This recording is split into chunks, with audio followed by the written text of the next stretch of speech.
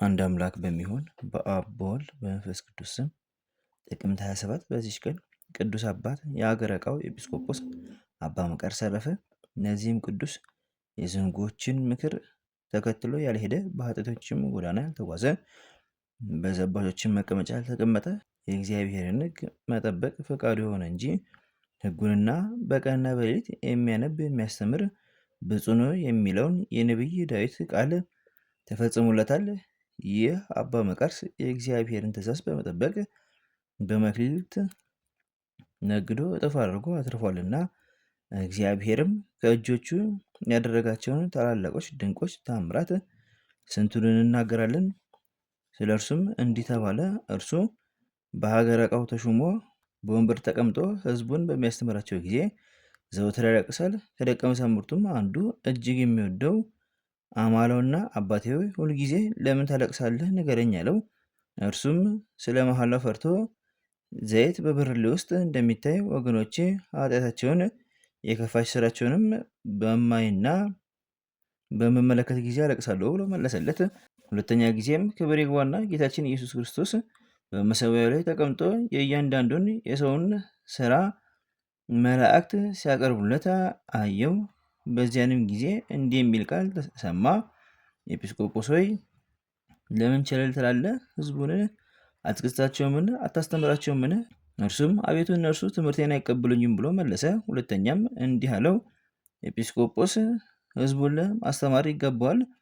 ትምህርቱንም ካልተቀበሉ ግን ደማቸው በራሳቸው ይሆናል። ከዚህም በኋላ መናፍቁ ንጉሥ መርቅያኖስ ወደ ሰበሰበው ጉባኤ ከሊቀ ጳጳሳቱ ዲዮስቆሮስ ጋር ይሄድ ዘንድ ጠሩት። የተሰበሰቡትም አንዱን ክርስቶስ ሁለት ባህሪ የሚሉ ናቸው። በደረሰ ጊዜም ስለ ልብሱ አዳፍነት ወደ ንጉሥ አዳራሽ መግባትን ከለከሉት። አባ ዲዮስቆሮስም ከእርሱ ጋር እንዲያስገቡት ጳጳስ መሆኑን ነገራቸው። በገቡ ጊዜ አንዱን ክርስቶስ ሁለት ባህሪ አድርገው ትስብእቱን ከመለኮቱ እንደለዩት እምነታቸውን ሰሙ። ስለዚህም ንጉሱንና ጉባኤውን አውግዘው እሊህ አባቶች አባ ዲዮስቆሮስና አባ መቃርስ ስለ ቀናች ሃይማኖታቸው ነፍሳቸውን ለሞት አሳልፈው ለመስጠት ቆርጠዋልና፣ ንጉሱም ወደ ደሴተ ጋግራ አጋዛቸው። ከዚያም ከምዕመናን ነጋዴ ጋር ወደ እስክንድርያ አባ ዲዮስቆሮስን ሰደደው።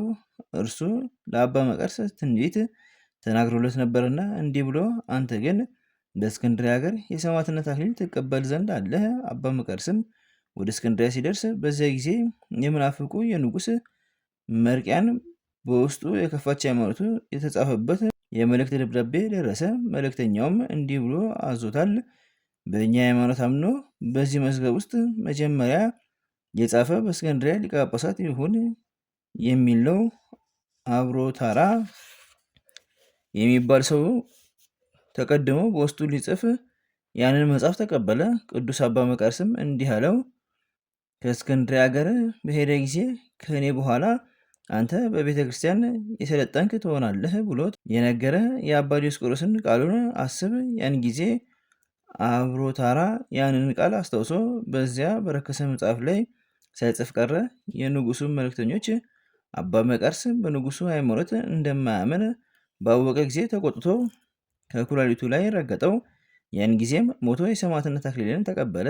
ስጋውንም ምዕመናን ወስደው ከነቢይ ኤልሳዕ እና ከመጥምቁ ዮሐንስ ስጋ ጋር በአንድነት አኖሩት። ወደ ወደደውም ክርስቶስ የመንግስት ዘውድን ተቀዳጅቶ ሄደ። ለእግዚአብሔር ምስጋና ይሁን፣ እኛንም በዚህ አባት ጸሎት ይማረን፣ በረከቱም ከኛ ጋር ትኖር ለዘላለሙ አሜን። በዚችም ቀን በዋሻ ውስጥ የሚኖር የጳውሎስና የዩልያኖስ ከእርሱም ጋር ላሉ ሰማዕታት መታሰቢያቸው ነው። በጸሎታቸው እግዚአብሔር ይማረን ለዘላለሙ አሜን።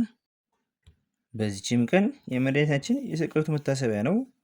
አንድ አምላክ በሚሆን በአብ በወልድ በመንፈስ ቅዱስ ጥቅምት 28 በዚች ቀን ቅዱስ መርትያኖስ እና መርቆሬዎስ በሰማዕትነት አረፉ።